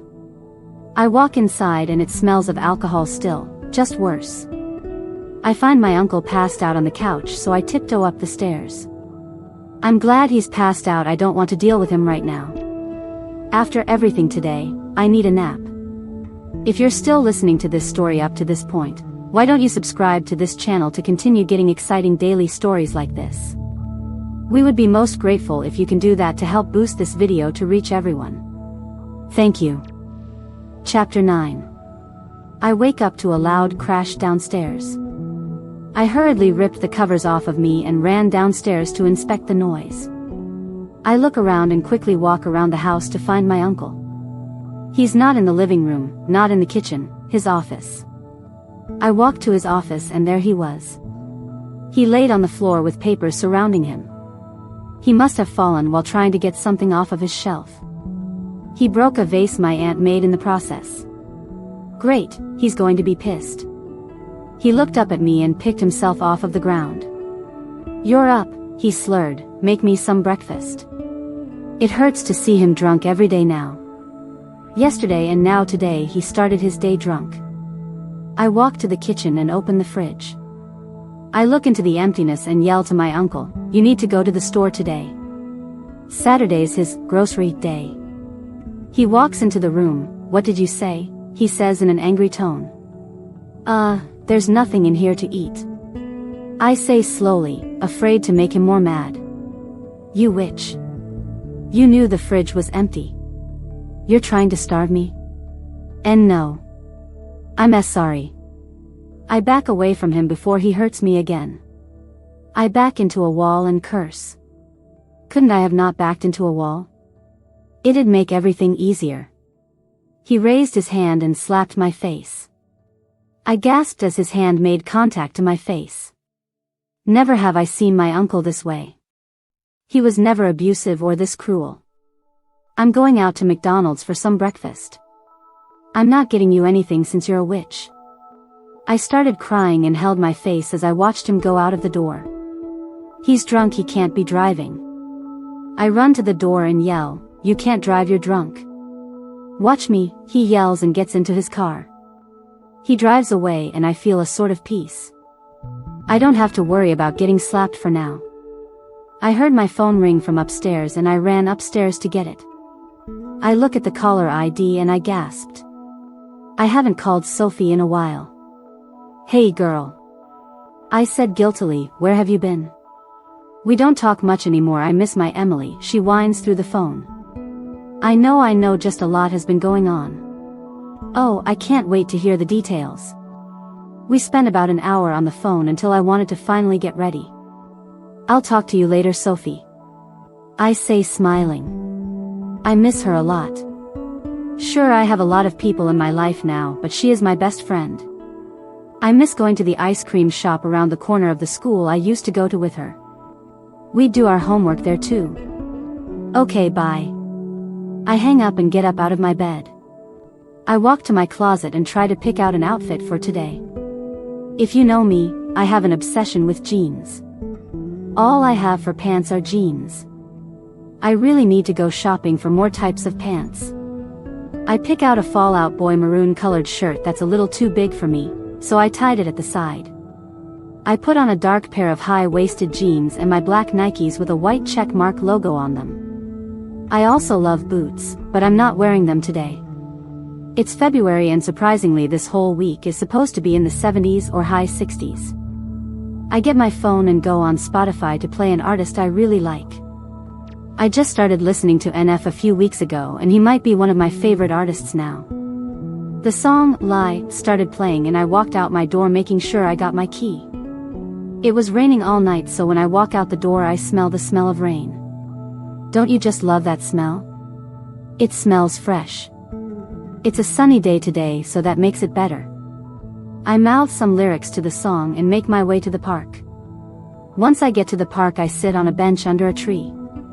It's a really huge tree, so it's giving me shade while sitting under it. I open my sketchbook I brought with me and set my Gatorade down on the bench beside me on the left. I start sketching a tree and start thinking about Liam and about him being a werewolf. I still can't believe the whole thing. I'm okay with him being one, it's just I'm his mate. I'll have to become a leader of his pack. Am I ready for that? Apparently someone thinks so because we were paired together. Don't you just love anxiety? I first noticed I have anxiety when I was a little kid. I was afraid of thunderstorms, so afraid that I'd be afraid of going outside when it's cloudy. I'd think lightning would strike me or the building I was in and cause a lot of trouble. People would make fun of me, also because of this one day. I was in 3rd grade and it started to thunder. We had the counselor in our class talking to us and reading a book. We were all called to the rug and everyone went to sit down on the rug. I was so scared and in shock I couldn't move. The counselor kept calling me to come sit down with them and I couldn't, and everyone laughed. I look back at my younger self and wonder why I was that scared of them, but I just know it was my anxiety making things worse for me. Now I just have anxiety over everything. Every once in a while I'll have panic attacks or be very overwhelmed, but I think I'm okay. I snap back into reality and continue drawing my tree. I couldn't hear the person coming up in front of me as I was drawing and had my earbuds in my ears, blasting some more of NF. I felt a tap on my shoulder and I jumped. I felt the familiar tingles on my shoulder, so I knew exactly who it was. Are the tingles that I get when you touch me ever gonna go away? I sigh, nope, you're just gonna have to deal with them. Liam said and winked at me as he sat down on the right next to me. I roll my eyes playfully at him and finish up my drawing. It's one of my best works if I say so myself. Hey, is that the tree we are sitting under? He asks as he looks at the tree above us. Yeah. I take one last look at my drawing and put it off to the side. Just on cue, Liam scoots closer to me and I find myself leaning my head on his shoulder. He wraps his left arm on me and I feel the tingles shoot up my side. I gotta get used to those tingles. I whisper to myself. Liam chuckles, you will, princess. We sit there like that for a little while, just looking at everyone in the park. Some children were on the playground running around or on the slide while other adults were talking or sitting on other benches. One of the children, who was just playing on the monkey bars, runs up to me and Liam unexpectedly. I lift my head off of Liam's shoulder and it sounds like he whimpers a little bit. I brush it off and look at the child. He was younger than 7 years old, but I don't know his actual age. Hey Liam, he exclaimed and hugged Liam's leg. Hey Ethan, he hugged Ethan back and lifted him into his lap. I'm beginning to wonder if he's from his pack, or if he's a relative. Hey little dude. I say and held my fist out for him to punch back. He looked at me at first, noticing he didn't know me, but soon enough smiled and fist bumped me back. Oh, Emily, meet my little brother Ethan. Liam said, putting him back down on the grass. Hey pretty lady. Ethan winks at me, recovering quickly from when he was shy just a moment ago. Hey handsome. I laugh and pretend to be flattered by his flirting by putting my hands on my face. You can now tell he's Liam's brother. They both are flirts and both are really cute. Liam growls lowly at Ethan and sits me now on his lap, wrapping his arms around me. She's mine. I lay my head on his chest and wrap my arms around his body. I could actually lay here all day. He's warm and I feel protected from the world in his arms.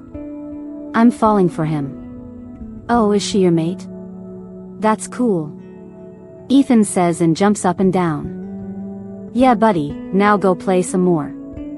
Mom's gonna be here in a little bit to pick you up. Okay, he runs off and goes with this other kid around his age into the slide. Wait, he's here by himself? I say, kind of alarmed. He's 7, he shouldn't be here by himself. Yeah, he's a werewolf, princess, he knows how to detect danger. And if there's problems around the border with rogues or anything, we mind link him to come home immediately. Okay. I agree and lay my head back on his chest. I wish I could stay here longer, but I have a meeting with some other alphas. I pick my head up and I see him already staring back at me. Okay, you have fun. I laugh, knowing meetings, no matter what, are not fun at all. Oh, I will, he says sarcastically and looks me into my eyes. I stare back into his also blue eyes that put me into a trance whenever I look into them. I really want to kiss him right now. As if reading my thoughts, his eyes flicker to my lips and we lean in closer and closer. I feel his lips on mine and we move in sync with each other. I feel sparks in my lips and all over my body coming in waves. Nothing could compare the way I felt right now. All I know is, I'm happy with Liam. Chapter 10. Following the moment Liam and I shared our first kiss, we parted ways and I returned to my home. Upon my arrival, Liam sent me messages and we have been exchanging texts continuously for more than 60 minutes. I cannot cease thinking about our kiss. What is our relationship status? Do we become partners automatically since we are destined mates? I still desire for him to formally ask me out, otherwise it remains unofficial. Liam, may I see it? Me, no, you must wait until I complete it. Liam, whyy, I want to see the artwork in development. Me, you're such a child. Liam, who, me? Alright, but when you become a renowned artist and I'm speaking to journalists about the sketch that launched your career, I won't be able to say anything because you refuse to show me. Me, whatever. I placed my phone back on my bed and added the finishing touches to my artwork. It depicted a wolf, calling out to the moon. It ranks among my finest creations if I do say so myself. You can view her artwork at the top. I closed my sketchbook and rose from my bed, placing the sketchbook on my desk. I'm contemplating whether I should add color to it or not. I typically don't add color to my sketches, but if the drawing I created is truly that exceptional, I might just do it. I opened one of my desk drawers and retrieved my colored pencils. My colored pencils are stored in a black, zippered case, alongside my pencil sharpener and erasers. I require numerous small erasers because I write and sketch frequently. I don't compose poetry or anything similar, but a guy I dated previously did. He even presented me with one, and I still possess it. It's a poem containing all the phrases expressing, I love you, and, I'll never abandon you. But he did abandon me, and betrayed me. I still keep it because he was the first person who made me feel cherished. And it was the first meaningful present a guy had ever given to me. I cannot part with it yet. Perhaps I can though. I mean, I have Liam now, and I'm destined to be with him, right? Xander is in the past, and Liam won't shatter your heart. He cares for you. I'll just proceed and keep it anyway. I placed it in a drawer alongside numerous photographs I'd prefer to forget. They're primarily my family pictures and photos of my baby sister before she passed away, and me holding her. I had a baby sister named Lily. She was born prematurely and died several days after my mother gave birth. For a 9-year-old, discovering you were going to be a big sister, and then several days later learning you aren't anymore is one of the most devastating feelings in the world. She's buried back where I used to reside. I miss visiting her grave annually on her birthday to place a rose on it. I always place a pink rose because it was the color she wore for her first outfit, and her last. I closed the drawer and walked over to my phone again, noticing it buzzed. I didn't even hear it, I was lost in my thoughts. Liam, I want to take you out on a date tonight. At 6 o'clock, I'll collect you in front of your house. Wear something elegant, winky face. Oh my goodness. My first date with Liam. Oh. What am I going to wear? I rushed to my closet and threw some shirts aside to see what items I could wear. I need assistance. Me, Zara, I need help. I placed my phone on my desk and lay on my bed awaiting her response. I fell onto my bed, and just as I landed on my bed I heard my phone buzz. That was swift. I checked the time on my phone, 3:58. I still have some time. Zara, what's wrong? Do I need to dispose of a body? I have the shovel prepared. I laughed at her response and typed my own. Me, no shovel required. I realized how terrible of a friend I am. I haven't told her about Liam yet. I must tell her first. I erased that message before I sent it and wrote a new one. Me, guess who likes me? You'll never guess. As soon as I sent the text, my phone started uncontrollably buzzing. I checked the caller ID and sure enough I mentally prepared for impact. Oh my goodness, Emily. When did that occur? She screamed into the phone. I held it away from my ear and scrunched up my face. I don't want to hear her actually scream. Aliens will hear her from outer space. Yesterday. I feel a smile creep across my face and I start thinking about our kiss. And also, there's more. I brace for impact again. I'm holding the phone away from my ear again. More details. Now. We kissed yesterday, another impact. Wait, here's a test. Let's see if I don't even put her on speaker phone, and I'll put my phone on my desk and back away, if I can still hear her screaming. What? Yes, I heard her loud and clear. At least she didn't yell in my ear this time. I walked up to my desk again and put the phone up to my ear and looked out the window. It's still really beautiful outside. Yeah, I met his younger brother. He's so adorable. He even started flirting with me. I wonder where he gets his charm from. I don't see it, I said with a straight face. We both burst out laughing. Of course I see where he gets it. I wonder what his father's like. Okay, so what did you need help with? She asked. He said he's going to collect me at my house for a date. Are you two a couple now? Did he ask you out? She asks excitedly. I think so. I don't know. Maybe this date will clear my concerns, I said, frowning. Do I hear a frown? No frowning. What time is he coming over? At 6. I said, glancing at the clock. I need to start shopping more. I barely have any clothing. I know most teenagers just say they have no clothes when they have a closet full, but if you saw my closet, trust me, it's different. Don't worry, your hero is coming. She hung up the phone and I assumed she meant now, so I cleaned my room a little bit and waited for her to come over. My uncle pulled up in the driveway and I sighed, flopping down on my bed. I just hope when Zara comes over he isn't rude. I don't need him to cause a scene. I heard him walk through the house until he goes into his bedroom and shuts the door.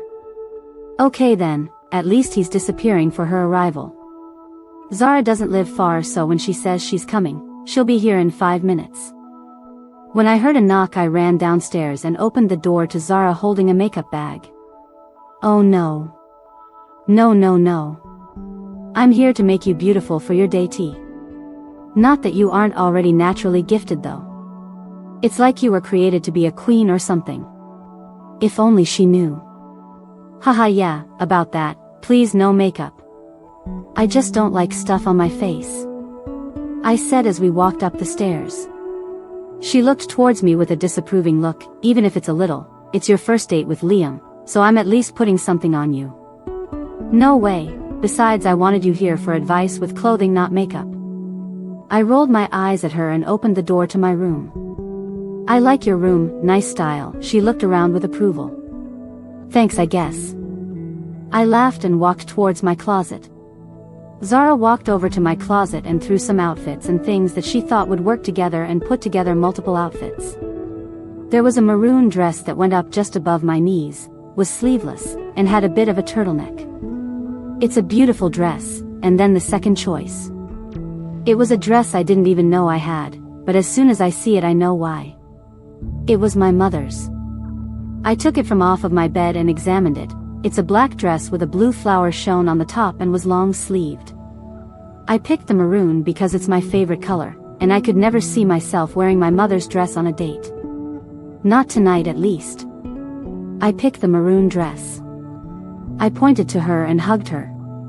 It was 5:15, so I was going to get ready a little bit before Liam arrived.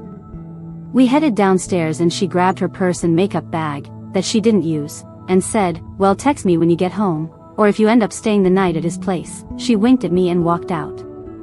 My mouth hung open at her statement and I felt my face grow red. Dang it. I headed upstairs and took a shower.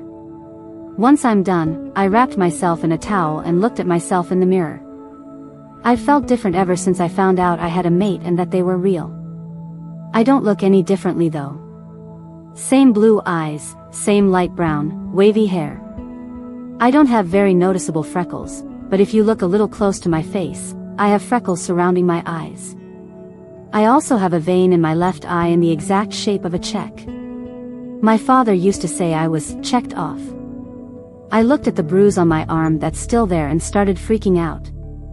I'm surprised Liam hasn't seen it yet. I can't wear a sleeveless dress. I might just have to wear the black one. I can't let Liam see this. I walked quickly to my room and picked up my phone and read the time, 5:30 p.m. Less than an hour to go. I sat in front of my mirror on my dresser and braided my hair. I'll take it out when Liam comes over, my hair looks best fresh out of the braid. It gets super curly, wavy, and amazing. I got up from my dresser and took out my mother's black dress. I went into my jewelry box and picked out my favorite necklace. It's a golden rose necklace, and so happens to be my favorite flower. I lay it on the dress on my bed and went downstairs to grab a little snack before I leave in a little bit. When my uncle gets Wendy's chili, he gives the crackers to me, or just lays them on the counter in the kitchen for me, because he knows I love them. I grabbed the crackers and chose to only get 2. Meaning 4 basically. 1 pack comes with 2 crackers. I got a cup of tea and sat on the couch and ate my deliciousness of crackers. I heard my uncle come down the stairs and heard him fall. I can't have a moment of peace. I got up off the couch and turned towards the stairs. He was thankfully already on the last step when he fell, and he's drunk again. I can already smell the alcohol. He helped himself up in a matter of seconds, giggling to himself and whispered, "Haha, clumsy me." His smiling moment was short-lived when he saw I was in the room. His eyes glanced towards my crackers and walked towards me. He stood in front of me and quickly, before I could register what was happening in my brain, slapped the 3 crackers I had left out of my hands and onto the floor. My deliciousness. I frowned and asked, "Hey, why did you do that?" "Don't question me, I saw what was on your bed." "Where are you planning to go tonight?" He crossed his arms over his chest and looked at me with the "you're not going anywhere" look. "I was planning on going on a date, Uncle Richard," I said truthfully, looking down at the floor where my crackers now lay broken into little pieces of deliciousness. "Please don't slap me." I looked up to see a smile on his face, but then a look of disgust found its way on his face. "No one could love you, you're a worthless piece of garbage." My mouth hung open at his words. Never in my life has someone told me that, and it hurts, especially coming from a family member. "What has gotten into you?" I snapped, yelling at him with tears in my eyes. "I've had enough." "Excuse me," in his eyes I saw rage, but I wasn't planning on stopping anytime soon. "You've beaten me, made me feel bad, and cursed your heart out at me. I've had enough. You don't even know what's going on in my life anymore 'cause you're caught up in drinking now. Drinking has changed you for the worst." He pulled me by my hair and threw me to the floor. I grimaced as the feeling from him pulling my hair was still there. I don't have any time to try and get away as he kicked me in my stomach 2 times. "That's what you get for talking back," he smiled evilly, walking into the kitchen. I held my stomach as I groaned in pain. I think he broke one of my ribs. I watched in horror as he opened the drawer and I saw the flash of silver. He ran towards me and I tried scooting away as fast as I could, trying to get up, but I didn't get anywhere as he's already in front of me. He plunged the knife into the floor, just barely missing my face, but he got a tiny bit of my ear. I put my hand over my ear and tried to stand up as he tried to take the knife out of the wooden floor. I got up as best as I could and ran over to the phone on the wall, as it was the closest one to me. I remembered Liam's number, so I dialed it and heard it ring as I glanced worriedly, looking toward my uncle who was still trying to get the knife out of the floor. I heard the other end pick up and heard Liam's voice. "Hello? Liam. Please come get me, now. Help me please, my uncle's trying to kill me." I pleaded, hoping he wasn't in the middle of something important. "I'm on my way," he growled into the phone, and I hung up. I tried to run to the door, but my uncle finally had gotten the knife unstuck and pushed me against the wall. He held the knife in his hands as he saw the blood coming out of my ear. "I would have cut your neck, but you wouldn't hold still," but now I got you, so it's okay. I whimpered as he held my arms into place. Oh, so the little bastard's name is Liam. What a great name for a player. He wouldn't want you. Stop, please. I stuttered, pleading to him. You're my uncle, why are you doing this? You look too much like my daughter. All I see is anger when I look at you. There can't be another her. And she's gone. He looked hurt, and for a second I felt bad, but once he brought the knife to my arm I felt the coldness of the silver. I started crying even more. Now, let's have some fun, shall we? He smiled but then frowned. He pulled the knife away from my arm and looked towards the window. Oh look, someone's here to save the day. Well, too bad he's going to come back to you, lying on the ground in a pool of your own blood. He brought the silver up to my neck and I felt the silver as it made contact. I screamed as he drew blood. The door flew to the floor and my uncle stopped cutting open my neck. The knife dropped to the floor as a figure blurred to my vision lunged towards my uncle. And with a snap of his neck, he was dead. I held my neck to stop the blood and suddenly felt faint thinking about it. I saw Liam and I smiled weakly as I fell to the floor. No, no, no, Emily, stay with me please. He pleaded as he wrapped his arms around me. Even though I was hurting in a bunch of places, and after that whole scene, I felt safe in his arms. It's done, you're safe now, baby. Don't close your eyes. He put his arms under me and started carrying me outside.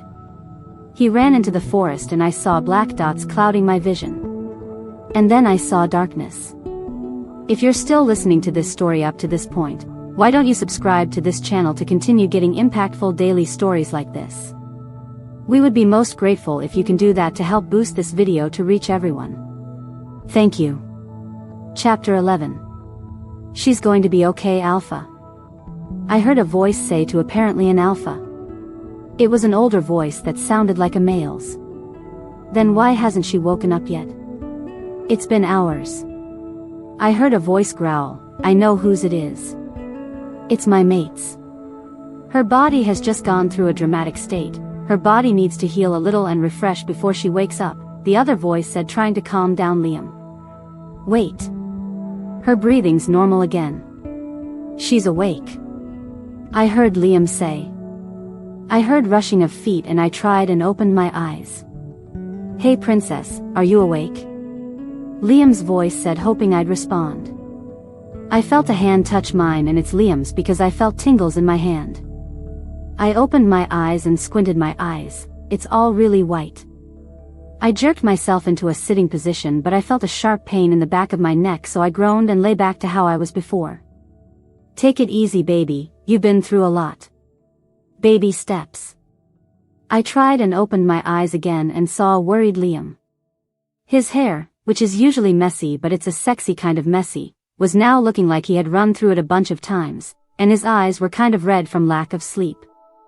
Hey, was the only thing I could say in the moment. I'm bad at saying anything after events. He laughed. Hey, how are you feeling? Kind of okay, my neck hurts and my arms feel sore. I looked down at my arms and saw bruises in the shape of fingerprints worse than before. Hey. I didn't notice that before. Liam took my arm and looked at it closely. I winced and he noticed I had just said it was sore, so he put my arm down and muttered, sorry. It's okay. I smiled. You've been out for a few hours. He glanced at the clock on the wall and looked back at me. I should get the pack doctor and tell him you're awake. We are at your pack. And they have a doctor? I asked curiously. I didn't know they had doctors. Yeah, we also have warriors and guards. And dentists, since we can't afford to have human dentists look at our teeth and find out we have sharper teeth than normal. Just like doctors. Oh, okay. I said and felt tired again. I yawned and Liam saw because he replied, you can go back to sleep once the doctor gets here. The doctor walked in. Look who's awake. Hello, Luna. He greeted and held his hand out for me to shake. I took his hand. Hey, but please just call me Emily. Luna sounds so formal. I said, shaking my head. Okay, well, how do you feel? Tired. I yawned again, trying to keep my eyes open. Usually hospital beds are not as comfortable, I should know, I've been in one twice. Then you can go back to sleep once I do some things." He smiled and got out his clipboard. He checked my bruises and my neck and told me I could go home in a few hours. I don't want to go though. Too many bad memories, even though the one who made them is now dead. The doctor left the room and now it's just me and Liam. "You should sleep too, you don't look so good." I brought my hand up to his face and cupped it, moving my fingers under his eyes. "Yeah, I really should." He stopped leaning over the bed and told me to move over. I didn't protest or ask why and did as I was told. He jumped into the bed with me and was now laying right beside me. "Really?" I laughed at him. He looked over at me. "Yep," he smiled. The bed wasn't as tiny as some, also pretty big, so we could both fit easily. "Good night, princess," he said, looking down at me. I would have replied, but I fell asleep beside my mate. I woke up and checked the time, 3:24 a.m. I've only been asleep for 2 hours. I looked beside me and saw a soundly sleeping Liam. I giggled silently so I wouldn't wake the sleeping beauty and took in his figure. His chest was rising up and down and his face looked peaceful. Usually it doesn't. I got up and went into the hospital bathroom in my room. I quietly closed the door and turned on the light. I squinted to the brightness and saw a note on the mirror. "You and your mate look peaceful, at least for now. Unknown." I started breathing heavily and I fell to the floor.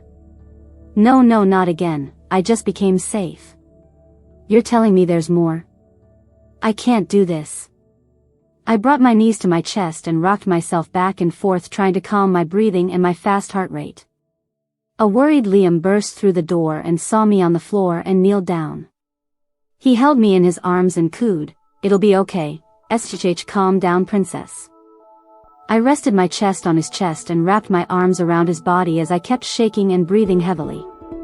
"He can protect you, now stop acting like a baby and calm down, Emily. You can do it." Since Liam helped me calm myself down, I was done panicking within 5 minutes, and now I was just listening to his heart beating through his chest. A little quick but steady. "What made you have a panic attack?" he asked quietly so he wouldn't startle me, looking down at me. "The note," that's all I could say so I wouldn't have another episode. I nuzzled deeper in his chest while he looked around the room for the mysterious note. He looked at the mirror finally and read it to himself. He growled lowly, "No one is going to hurt you, not while I'm here." I smiled into his chest and looked up at him, his eyes staring back at mine. Those eyes that make me melt every time I stare into them. "Can I stay with you? At the pack house?" I asked him. "It's probably a long shot, I just don't want to go back to that horror house." "Is that even a question? Someone's coming after you, I'm not letting someone get to you that easily. Plus I want you to stay with me, so I can see you every day." I was going to ask once you turned 18, but since you'll be living on your own anyway, you can stay with me, he smiled. "Thank you, Liam." I smiled back. He leaned down and brought his lips to mine.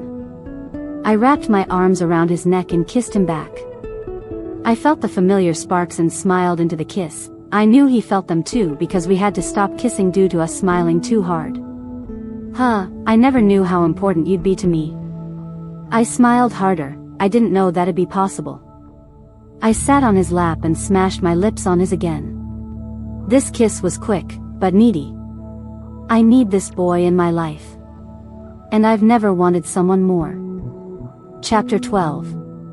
Liam and I headed back to the house to get some of my belongings. After the incident, I didn't want to go, but I had to get my stuff. Once we got there, I got out of the car and just stood there. I was terrified, even though the reason behind it was dead. Liam was there to take my hand and assure me it'll be okay. The place is a crime scene with police tape around the front yard and police officers in my living room blocking off some areas. They allowed me to go up to my room and gather my things, so that's good. Right now I'm packing in a bag Liam gave me to pack all of my things in. I made sure to grab some of my mother and father's things I kept after they died. I have my father's hat that he would wear every day, everywhere, and his wedding ring. I have my mother's wedding ring as well, some of her clothing that could fit me, and a necklace. I couldn't leave that behind. It was a flower necklace made of real diamonds. It's one of my favorites aside from my rose gold one. The necklace is up at the top that I picked for this story, but if you want to imagine something else, feel free. I would miss my desk. I kept everything in that desk. Papers for school, drawings, other papers, and pairs of earbuds I have had over the years.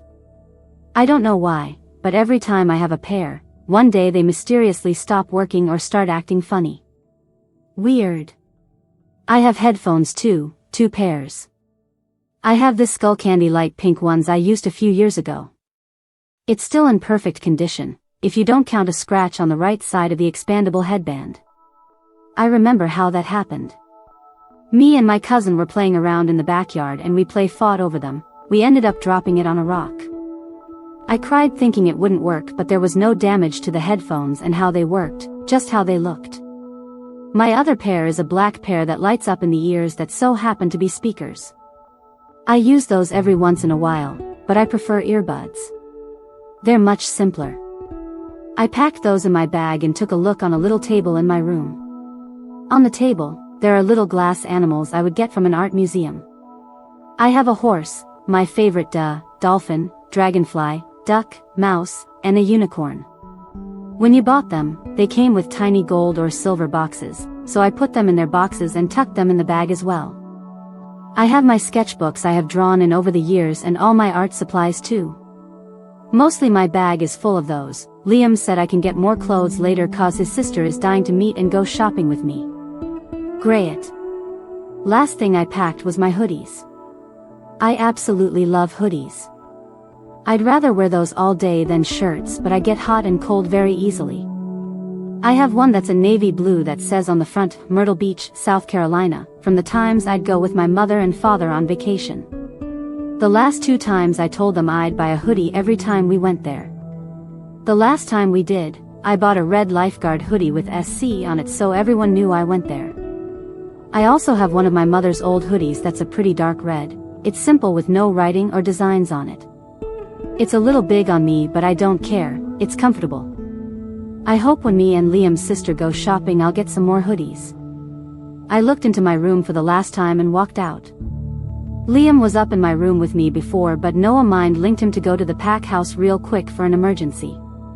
He said he'd come and get me when I'm ready to go. I texted him I was ready and chose to call Sophie. I haven't talked to her in ages. I'm not going to tell her about Liam being a werewolf though. I tapped on her contact and I waited for the phone to ring. On the second ring it went straight to voicemail and I frowned. I wonder what she's doing. I leaned up against a tree in my front yard and thought about going on Pinterest to search some pins about drawings I could do. I found some pretty drawings and felt my phone vibrate. I took it out of my jean pocket and read the screen. Liam, look behind you. I was suddenly frightened and stiffened. I slowly turned my body around and I saw a figure standing behind me. I flinched and screamed loudly, making the police, now leaning on their cars discussing topics I don't know of, give me weird looks. Liam, don't scare me like that. I held my chest indicating I was scared even though it was obvious. I'm sorry, I didn't think you scared easily. I thought you'd think it was funny. He hugged me from behind and looked up into the sky. Curiously, I looked up at the sky wondering what he was looking at. I saw a cloud in the shape of a turtle. Hey, that's a turtle. I exclaimed and looked back at him. No, princess, that's obviously a dolphin. Okay, where do you even see a dolphin? It was a turtle. Up there, duh. Okay, come on, my sister's dying to meet the famous Luna. He held out his hand offering it to me. I took it and we walked to the car. Once we got to the pack house I kind of felt anxious. I'd been here before, but I never knew it was a pack house. Plus I'm just now realizing I'd have to take over this pack with Liam.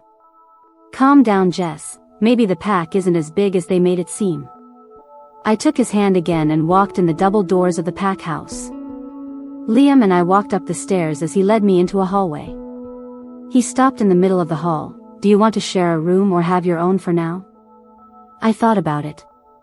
I mean, I'm only 17, but it's not like having a room with him is giving up my virginity, right? Plus I'd love to be able to sleep with him every night. You know, not the dirty type of way, just the comfortable way of sleeping with someone you love. Do I love him? Oh geez, I said the L word, too soon. I don't know. I've never felt feelings that go this fast before. I'll figure this out later. I'll share a room with you. I smiled to him. I said those words before I registered saying them in my head. Well, I guess I'll share one with him now. Okay, he smiled back and opened the door to the room we were standing in front of. This room is kind of huge. On the left side there's a flat screen hanging up on the wall and a walkway leading to what I'm pretty sure is the bathroom. There are big windows in the room with on the right side, a huge bed that is probably twice as comfortable as it looks. The walls are a dark red while the floor is a white color. The bed has all white sheets and cream-colored pillows. You can set your bag on the bed or start unpacking. I have to go to a meeting, so I'll be back at 4:30 to discuss dinner, he said to me. Before he left, he gave me a quick kiss on the lips and walked out of the door, closing it on the way out. The first thing I wanted to do was walk to the window. I love natural lighting in rooms, so the fact this room has a large window is a plus. I stared out of it looking at the scenery. The pack house is surrounded by wood, so they can freely shift and do whatever they want without being spotted. So my view is a bunch of trees.